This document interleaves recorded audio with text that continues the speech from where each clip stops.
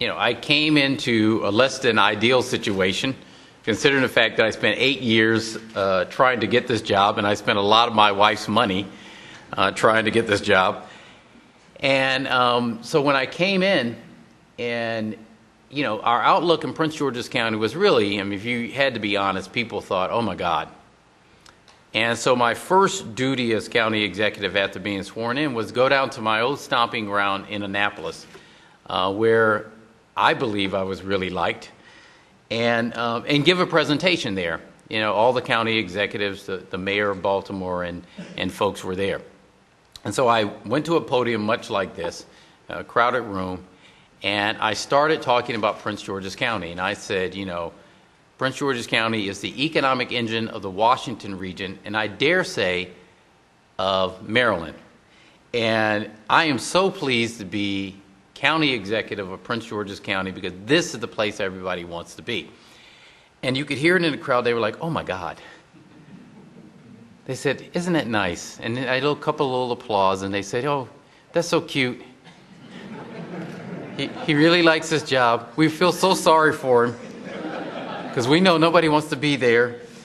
Way to go, little guy. And I, of course, meant it.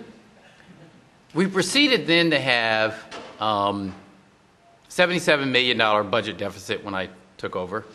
We had 12 homicides. The police chief and I go back and forth, whether it was 12 homicides in 12 days or 14 homicides in 14 days. Either way, as I tell him, it was horrendous for me as a new county executive. We had a brand new police chief, brand new fire chief, brand new everybody, brand new government. And so what we had to do in the government was everybody was acting for the first 6 months, acting CAO, acting deputy CAO. And around the Washington region, people were looking at Prince George's County had a reputation that businesses did not want to come in. And so our first job was, one, to stabilize the government, to bring confidence back. And the way you do that is you go out and you recruit, or in my case, you steal good people. We stole Howard Ways from Washington, D.C.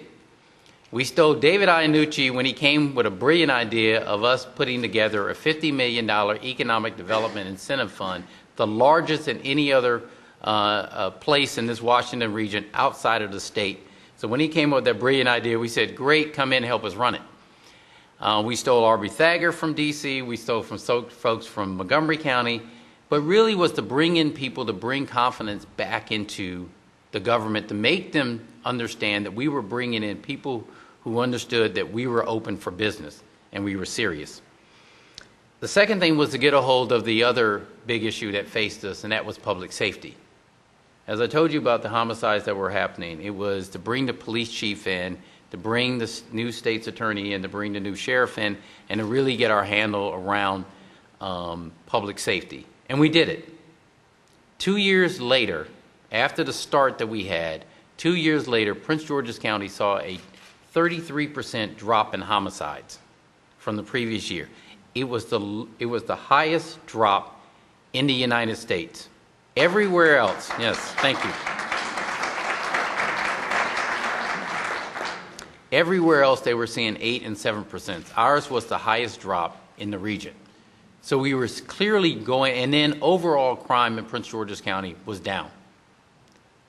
As I said, we brought in David and a lot of bright people, Carla Reed and some others, and the CAO, who became the permanent CAO, Brad Seaman, I actually tricked from the business community to give up his great paying job and come and help me run the government, because I wanted to have somebody who actually had to make a payroll on his own running Prince George's County and helping me run it. And I think it was a brilliant move on our part. But what we were able to do is think of ways that we can show that we were serious. The $50 million incentive fund was not so much that people would come and get money from it, but to show that we were willing to invest in Prince George's County, that we believed in ourselves as much as we wanted you to believe in there, and we were willing to put skin in the game. And we wanted to have the wow factor. And so that allowed us to do it. So look at us fast forward. So we start in under this premise that, people weren't doing business in Prince George's County for whatever reason. Some of it real, some of it perceived. Prince George's County didn't invest in itself. We said, no, we are. That's why we have the Economic Development Incentive Fund. Prince George's County is a place you can't do business because whether it was true or not true, there was this sense that there was a pay for play, to use another word. So the first piece of legislation that we put in was an ethics reform bill to revamp the way that we do ethics in Prince George's County to make it stronger. To show that we were serious about it. The second thing was people talked about permitting. Permitting takes forever and a day in Prince George's County. Is that true? Yeah. That's right. So we heard you. That is why, now it's taken me a little while because government moves slow. That is why in January we created a one-stop shop in Prince George's County. On July 1st, we will open up what we call DPI, and the guys in the back will help me if I get it wrong. It's the Department of Permits, Inspection, and Enforcement. Is that correct? Yes, I did it. Thank you. What it means is that if you're coming to Prince George's County to build, there is one area you will go to deal with those issues. So it should be quicker and certain. Certainty is what we want in the business community. It also means that if you're in our DPW, Department of Public Works and Transportation, that is exactly what they're doing, what their name says. They're not doing permitting. It means if you go to our Department of the Environment, it is the Department of the Environment. If you go to our Health Department, it is the Department of Health. It is not the Department of Inspections or permitting. The idea is how do we make it easier for you to do your job and more attractive in Prince George's County. And for a very selfish reason, how do we help you to grow your businesses? We want you to grow and thrive in Prince George's County for an absolute selfish reason. And that is, we want you to hire more people who will pay more taxes, and I can use that to help improve our schools. But you can't hire more people, expand your business, if we make it harder for you to do that here, or else you'll go elsewhere. We get it. We also understand that we have the greatest opportunity coming in. So I wasn't saying that to feel good about myself at the very beginning of the administration. I knew something everybody else in that room did not know, and that is we have the greatest number of undeveloped metro sites in the Washington region. I also understood that in the 8 years preceding, the District of Columbia, Northern Virginia, and Montgomery County had built out. They had been aggressively going after. So the last place with affordable office space, with metro access, close to what Wayne Curry, my good friend, calls Rome, and that's the District of Columbia, at a time when the economy, world economy was going down and people want to get closer to where the federal jobs are, Prince George's County controlled land. We had the one thing that money could not buy, and that's location. We have location. All we have to do is get out of our way and get out of your way and help you do your job and help you grow. And then it will help us grow our commercial tax base. So where are we today? Look what the prospects in Prince George's County are. One, there was a deal they said could not be done. In fact, I tell this story a lot, so I'll tell it again because I seem to like it. That is during the campaign, I would say there was the Prince George's Hospital was losing money. Prince George's was putting money. We were one of the few jurisdictions, I'd say the only jurisdiction, that actually funded its own hospital. Nobody else does that because hospitals lose money. But we were doing it. I had said during I was in the legislature that we need to have a deal where there's a permanent solution for Prince George's Hospital. So during the campaign, I promised that within 1 year of the Baker administration, we're going to get a permanent solution to the hospital. And after I'd said that a number of times, one of the candidates turned to me and said, you know, that guy is always talking about that. If he couldn't do it in 16 years, what makes you think he could do it in 1 year? And I said, I'm going to get it done. 8 months into the administration. So first of all, I was smart enough to know that if I win this, I better get somebody who can actually get this done for me. So after I won the primary, I wasn't even waiting to be sworn in. I went to Brad Seaman and said, you better go get that deal done in a year. 8 months into the administration, the county council, the county executive, the governor, and UMS, University of Maryland Medical System, and Dimension signed an agreement that we would build not a hospital, but a regional healthcare facility in Prince George's County, so that we not only build a place that's going to deal with access to quality health care, but also will help spur economic development in 8 months. My only regret was if I'd known we were doing it in 8 months, I would have said in 8 months of the Baker administration, we're going to do. So we've got a hospital that's going to be built here. We've got, hopefully, with the help of the General Assembly and the Selection Committee, we will have a almost $1 billion resort casino built right here near National Harbor that will bring in $41 million to Prince George's County that doesn't have. Will also spur economic development in the southern end of this county. So we'll have a hospital, a casino. We will also have in the northern part of the county in Laurel Town Center, we're building. In Bowie, we're building. In New Carrollton, where they will move the State Department of Housing and Community Development, there we're building that, which will not only house the Maryland State Department of Housing and Community Development, but will spur economic development along a metro site and a station, an Amtrak station, and the MARC station. We will have development at Branch Avenue, and knock on wood, we will have the FBI relocating to Prince George's County. So just think about it. In 2010, when I took over, very little development was happening in the county that you could point your fingers to. It is the reason why so many people in Annapolis looked at us and said, oh my God, and I used to tell them this. I said, I'm going to give you inside information. Move to Prince George's County. Invest there. It's going to blow up. Don't tell anybody I said it. Just go ahead, quietly move there, start parceling land. And they looked at me like I was crazy. But just imagine this. Within the next 3 years, you could have $4 billion worth of construction going on in Prince George's County at the same time. That will be the most construction happening in the state of Maryland anywhere at the same time. Tanger Outlet Mall will come later on this year. Whole Foods in Riverdale area will come. We've got Wegmans, and we're going to expand the development there. But this place is where the growth is going to go. And that is not even talking about the development that's going to happen along Rhode Island Avenue leading into the District of Columbia, where we have the Arts District that's expanding.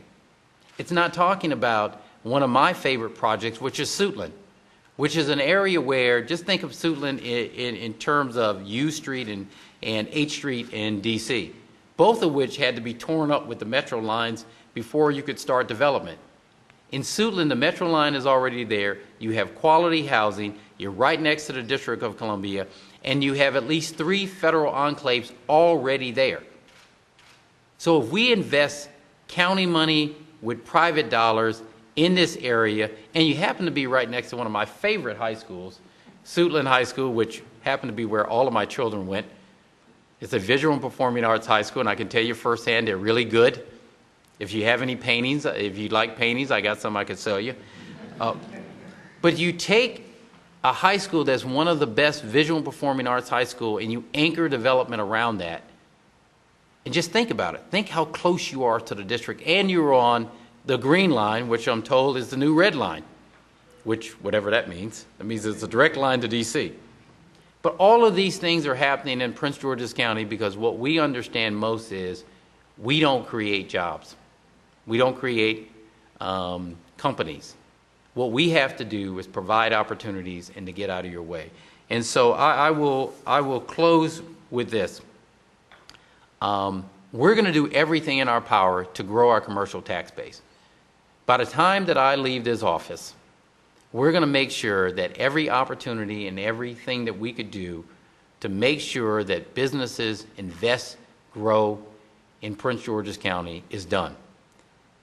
And the final leg of that is we understand that crime has to be low, regulations have to be sure and certain, permitting has to be faster, responsive government has to be good, but also public education has to be sound. You don't expand your businesses in places where nobody's going to live in the next 10 years. So in order for Prince George's County to be everything it can be and grow our commercial tax base, we've got to make sure that we have the best public education system in the nation. And to do that, I spent my vacation time in Annapolis this past session because I was bored and took on what many people thought was a crazy issue, and that is how do we redo our education system and how do we give the executive more power? Now, on surface, you would say, well, what the heck does that have to do with economic development? As somebody who spent his first 10 years with a nonprofit economic development corporation, I would tell you everything. Because the reputation of any jurisdiction outside of cities, they're the only, exception to the rule. Every other place is judged by their reputation and whether you want to invest is based on public education. Montgomery County is a good place to invest because they have a good education system. People went to Howard County because they had a good education system. We have to have one that can compete. And in order to do that, the executive has to invest and inject the office into education the same way we do in healthcare, the same way we do in business, the same way we do in regulation. I can tell you that investing, and Steve, moving back to Prince George's County is a great thing. This is the economic engine of the Washington region, and I dare say Maryland. Thank you.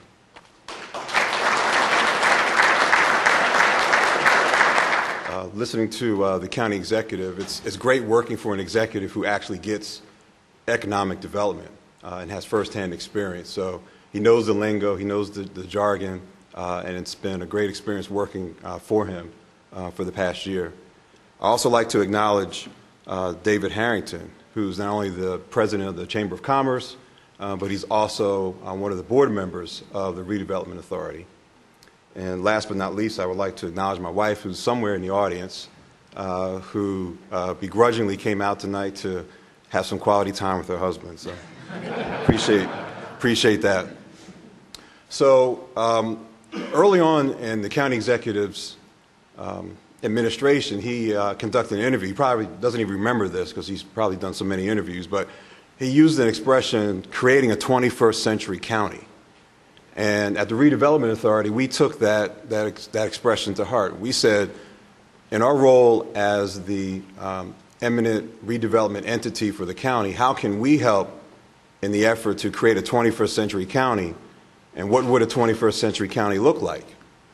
And so as I go through this brief presentation, I'd like you to think about what the future of Prince George's County lies from a land use perspective and also from an economic development perspective. This slide just simply talks about our mission. We were chartered as an agency in 1998. The county executive, I believe, was the first general counsel, and I still see documents with his signatures throughout some of the work that we do. So, like I said, he understands this work tremendously. This is a picture of one of our recent projects. It was our first commercial foray, and it was a Dunkin' Donuts that had been in foreclosure along Central Avenue. We bought it, we marketed the site, and attracted a new operator, and it's been in business now nearly 2 years. So for all of you who have that coffee fix like I do in the morning, and you're on Central Avenue, please stop by. This is our mission statement. The county executive mentioned what we're trying to do with economic development around the county. Specifically, our focus at the Redevelopment Authority has historically been on the inner Beltway communities. That's where our bread is buttered, so to speak. That's where we focus a lot of our acquisition and deal-making efforts. And we continue to see a lot of opportunity within the inner Beltway of Prince George's County, which unfortunately is still losing population. As the county is growing and expanding, the most of the population growth and development has occurred in what folks consider the developed or developing tier, which is basically between the rural area of the county and the Beltway. We want to bring some of that energy and vitality back to those inner Beltway communities, such as Bladensburg and Riverdale Park, Hyattsville, Mount Rainier. I won't bore you with the organizational structure, except that we are a lean, mean machine of 16 employees that focus on 4 distinct business lines. And I'll just go through each of them briefly. The first is infill development, which I will talk a little bit more detail about. The county executive mentioned the Suitland Redevelopment. That's our largest infill development project, which I'll speak about soon.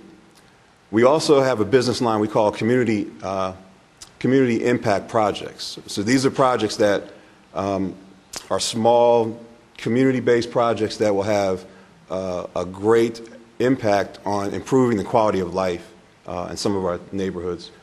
We also manage the county's neighborhood stabilization program to try to address the huge foreclosure crisis, which is getting better. We have made some inroads in terms of addressing foreclosures in the county, and we'll continue to do so. And then lastly, we manage the county's down payment and closing cost assistance program, known as My Home/Buy Suitland, where we actually provide assistance to first-time home buyers throughout the county. In terms of infill development, we have 6 major projects going on. The Glen Arden Apartments and others that you see here, we'll go into detail. The first one I'd like to talk about just briefly is a property at 3807, 3809 Rhode Island Avenue in the Brentwood community. So if you're familiar with the Route 1 corridor, as you leave Mount Rainier and you begin to make that curve up towards Hyattsville, you're entering into the town of Brentwood. And at that first intersection, there's an old Safeway supermarket, which for the last, I guess, 10 to 20 years was a plumbing supply building. We purchased that. We put out a competitive RFP, and we selected a team led by Landex, along with local developers, Relum and Structures Unlimited, and they proposed a 132-unit apartment project with about 6,000 square feet of ground floor retail. And what really attracted us to this project was the compelling architecture. And when I met with the mayor and the town council of Brentwood, our commitment to them was a project that they could be proud of, that could be iconic, that could be the new image that they might want to put on their website in their marketing materials as the new Brentwood. And we think that this concept achieves some of those objectives. Another project where we're actually in the process of selecting a development partner is a 4-acre site, literally right on the border of the District of Columbia at Southern Avenue, Maryland Park Drive. If you look to the image, a little bit to the south is actually the Capitol Heights Metro. So this is a site that's less than a 5-minute walk to the metro station. Across the district line is one of the locations of the proposed Walmart, where they're building a Walmart along with apartments. So this is, we believe, will be a very highly desirable location as the district begins to build out here and the county begins to build out. We're working a lot with the town of Capitol Heights that's looking to do a development just south of the metro station. So in this little area within a quarter of a mile, there are 5 major redevelopment projects planned or already under construction. Suitland Town Center. This is probably the project that we spend the most time working on because of its complexity and its size. It is a 22-acre site that is controlled by the county.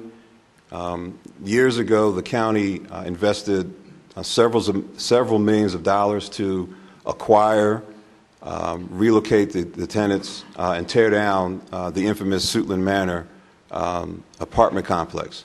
And that was a very challenging transaction because it required over 150 different acquisitions to make that happen. And so we are now in the process of finalizing a development agreement with a development team led by a local developer, and a national developer. And we hope that the project will yield upwards of 300 to 500 units of housing and possibly as many as 270,000 square feet of retail. And this is a project that's been long on the books. and we're looking forward to moving expeditiously as possible this year to see some dirt fly, as they say. This is one of our active solicitations, 4100 Rhode Island Avenue. This is essentially across the street from the plumbing building site that I mentioned earlier on. This is a 2.4-acre site where we're still waiting for responses to come back in June. We just had a developer walkthrough last week. We had 23 individuals representing 10 different development entities come to the site. It has a lot of great visibility off of Rhode Island Avenue and some interesting topography. And so we're looking forward to the kinds of responses that we expect to receive here on this site. The Glenarden Apartments, this is a project that will begin to ramp up for us. The Department of Housing and Urban Development is actually in the process of foreclosing on the Glenarden Apartments, which is literally across the street from the former Landover Mall site. And what HUD has committed to doing is actually transferring the property upon the completion of the foreclosure to the county for us to redevelop. So we're in the process of putting together a redevelopment proposal and plan to Housing and Urban Development to address all of their concerns in regards to affordability and payment to them. And we see this as part of a mixed-use community that is really articulated in the Landover Gateway Mall that Maryland National Capital Park and Planning put together a few years ago. The Point at Cheverly. This is roughly a 3-acre site near the intersection of Route 450, Annapolis Road, and the Baltimore-Washington Parkway. Tremendous advantages to this site are that it has great access to the highways, but more importantly, great views. It's one of the few places in the county where if you go up 4, maybe 5 stories, you can see all the way past the district, way into Virginia, and on the other side into Montgomery County. Fantastic views that the development proposal for this site is looking to take advantage of. And what's being discussed here is a market rate condominium project with all the amenities and features that you see in many of the newer projects in the District of Columbia, like around the Navy Yard. So I want to talk a little bit about community impact, and that one of the things that I want to announce to the crowd is that we've been working diligently with the town of Riverdale Park, Councilmember Eric Olson's office, and Douglas Development to actually create a business plan competition for space in the town center project that Douglas Development is putting together. So please check our website for an announcement, but essentially what we're offering is below market rate rent for 3 years for tenants to move into the town center project. So essentially the market rate rent in this part of the county is about $20 a square foot. The developers offered $10 a square foot for county-based businesses or startups to take over space there. We also are funding the African American Cultural Center, which is also on Rhode Island Avenue, just north of the previous sites that I mentioned on Rhode Island Avenue in the town of North Brentwood. This is a 10,000 square foot facility with an estimated cost of $6 million with money coming from the Redevelopment Authority and Park and Planning. And they're moving very aggressively on this project and expect a groundbreaking October of this year. And lastly, with community impact grants, community impact projects, we have a community impact grant program where we provide small grants of up to $50,000 to community-based organizations, nonprofits, to implement small community projects. So in the last year, we've awarded 3 projects you see listed here: Eco City Farms, Hyattsville CDC, and the Neighborhood Design Center. And we're constantly receiving applications for this program where we've set aside $250,000 to spend on these types of projects. And then I'll just quickly talk about the Neighborhood Stabilization Program. This is a federally funded and a state-funded program to acquire foreclosed single-family homes, rehab them, and then turn them over to first-time home buyers. And we do this in conjunction with development partners, nonprofits, as well as the Redevelopment Authority serving as a developer. This map shows our activity, looking at the NSP program countywide. These are some images of some projects and how we've improved the program over the last year or so. And this is what I think is very important, the economic impact to the county. We have purchased and renovated and sold to date 25 homes. We're in the process of selling our 26th home later this month. And most of the construction work has been completed almost exclusively by county-based contractors. It's very important for us to try to recirculate the federal and state dollars as much as we can with our own companies. And so under the NSP3 program, we've acquired 12 properties this year, 4 under construction. We are hosting, along with the Department of Housing and Community Development, a housing fair on June the 1st at the Sports and Entertainment Complex, where 2 of these homes will be auctioned off to first-time home buyers.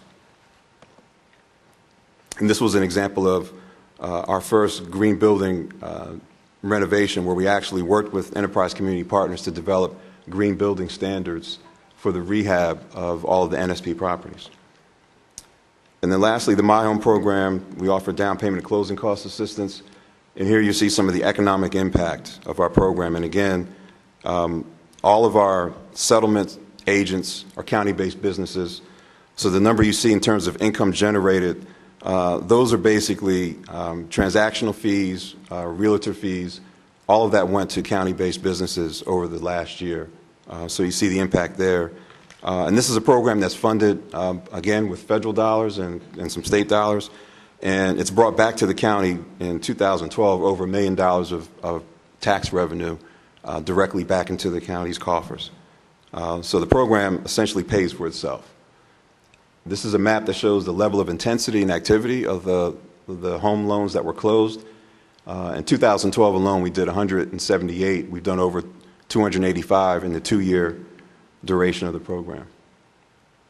And these are some more accomplishments. We recently were awarded another $5 million from the state to do more home purchasing assistance. This is some photographs of a tour, an open house that we did with the state. Obviously they want to come down and make sure that their investments are being put into productive use. This is our most recent homeowner who purchased a home with $35,000 of assistance a couple of weeks ago. And so moving forward, we really have 4 strategic goals for the Redevelopment Authority. First and foremost, we want to be able to offer every quarter an infill development disposition opportunity. So we've offered 2 this year. We hope to offer a 3rd disposition opportunity in July, where we will offer to the development community land that we buy, and hopefully they can put back into productive use. Secondly, we want to establish a commercial facade improvement program.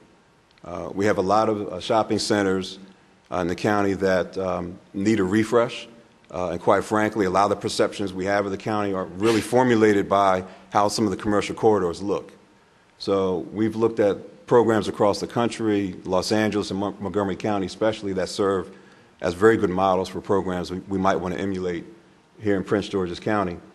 We'd like to establish a revenue bond program. One of the things that we haven't done as an authority is actually offer bond financing for deals that we're either involved in directly or deals that are brought to us from the development community. We think this is absolutely critical for us to continue to be a value add to the development community. And then lastly, we're going to continue to push the envelope regarding green building technology. And so one of our solicitations will in fact be to offer 2 sites for development for net zero energy housing. So we look to developers to propose projects that would provide single-family homes that would be completely off the grid. And there are several examples, some examples in Washington, D.C., and Chicago, and Philadelphia, and the like that we're looking at. But we want to be known as a very progressive, very green and sustainable county, and hopefully one day when people say PG, they'll think progressive and green. So I guess there's a wild card in every program, and I must be the wild card in this one because I think the rest of them were pretty predictably Prince George's County, and local. So first of all, on behalf of Walton Group of Companies, I'm very excited to be here to speak with you and talk about what we're doing in Prince George's County and how committed we are to the county. First of all, we're not from Prince George's County, but we've made a big investment here. We're big fans. We think it has a great future. We think the next decade and a half is going to be fabulous here. So we've come in a big way very quickly. What you see on the screen is an aerial view of our project called Westphalia that I'll get to in a minute near Andrews Air Force Base, Joint Base Andrews. Walton is committed to land and land development. That's our business. The Walton Group of Companies is a leading land, real estate, investment, and development company. Right now, we've got about $3.5 billion invested in real estate across North America, including more than 74,000 acres of land. We've been a family-owned and operated business for over 30 years. Our current CEO took over the business from his father about 10 years ago. One of the things that's interesting about our business is our CEO has a long-term vision. He looks at things from a generational perspective. He wants to build this company and hand it off to his son. So this is a company that comes in and stays, which is really what attracted me to Walton. We're very committed to livable transit and pedestrian-oriented communities in Prince George's County and throughout Maryland. We've acquired about 3,500 acres of land in Maryland, 2,900 of which are right here in Prince George's County. One of those projects is the Westphalia project that I'll talk about first, and the second is our Canner Creek project, which is just down the road. Before I get into those, is when we come into a community, we want to be a partner in the community. We want to be here for the long term, and we want to be seen as a partner. And so, one of the things that we like to do is put our money where our mouth is. And as part of that and a tradition that we have within the Walton Group of Companies at giving back, we are working to put together a foundation that'll be a fund to support educational initiatives within Prince George's County. I think Mr. Baker was already aware of that.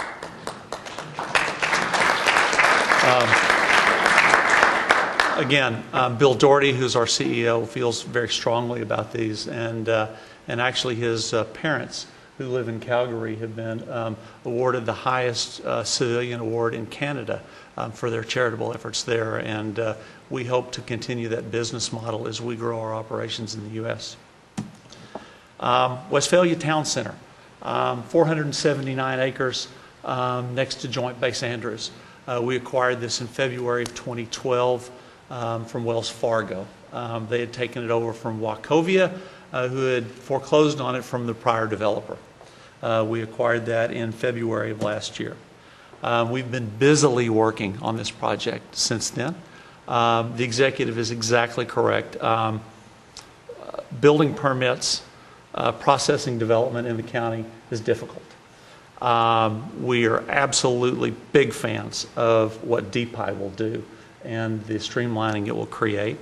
I'll also say that as we are very near to breaking ground at Westphalia, that without the support of his office and the support of Derek Leon Davis, our councilman, without his support and his staff, I don't think we would have gotten here as quickly as we have. So we really do appreciate that support. One of the things that we got into, and a lot of you are in the development business, and you know the devil's in the details. And if this looks a little bit different than what you've seen before, it's because of those details. It's kind of interesting when we first took over working on Westphalia. I'll never forget a meeting I had with Steve Foster from State Highway in about March of last year, and I said, we're going to be under construction at Westphalia next year. And he looked at me like I had two heads. He thought I was nuts. And one of the hardest things that we've had to face in getting this project going is the same thing that you talk about being the engine. People looked at me like, yeah, sure you are. This property has a long and sordid history. And some of the individuals who were once involved with this project were responsible for some of the interesting situations you found yourself in. So I'm very sympathetic with your plight at cleaning up a mess behind some people who were took some liberties that they shouldn't have in the process. And one of the things that's interesting is you'll see in the bottom right, which is where we're going to start in the southeast corner, where we'll take it off. It's reconfigured a little bit. After 6 or 7 years of this project being reviewed by everyone you can think of, it turns out that the radius on our entry road was wrong for the design speed. So we had to change to refigure. It's just those things that really drive you crazy. Those of you in the business understand. The full project for Westphalia Town Center, about 1.1 million square feet of retail, 3.2 million square feet of office, 600 hotel rooms, 1,287 towns, 1,800 apartments, 172 single-family residences, some great transportation options. That's a shot of Maryland 4 Pennsylvania Avenue. We've got about 1.5 miles of frontage there. Parks, streams, ponds, lawns, playgrounds, parks, bikes. We're going to provide a lot of amenities to the community at large as well as within. We have an elementary school dedication that will come in very quickly. We also have a dedication to Prince George's County for a fire and rescue facility, as well as donating about 23 acres of land to State Highway Administration for the construction of the Suitland Parkway interchange, which should be funded, hopefully, once the governor signs the new transportation bill. And I think that'll be a great ad for that whole area. And we really look forward to bringing some good quality retail anchors into this first phase center. We'll be at ICSC next week and busily trying to attract some strong anchors into the project. 150 hotel rooms.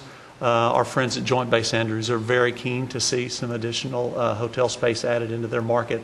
And we've had meetings with several of the chains for a high-quality limited service product that would be the first of the 3 hotels that come within this project. 400-plus apartments that rounds that out. Again, we expect to start construction at the end of this month and start delivering lots to our builders and to the commercial space early next year. Another project that we're about to start construction on that's just down the road is a project we call Cantor Creek. You can see with Joint Base Andrews in the background, it's just a stone's throw from Westphalia. In fact, where it says Pennsylvania Avenue on Pennsylvania Avenue is where Westphalia is. Another project that we acquired, 410 single-family homes, a daycare lot, a 25-acre park, a project we're going to build in 4 phases.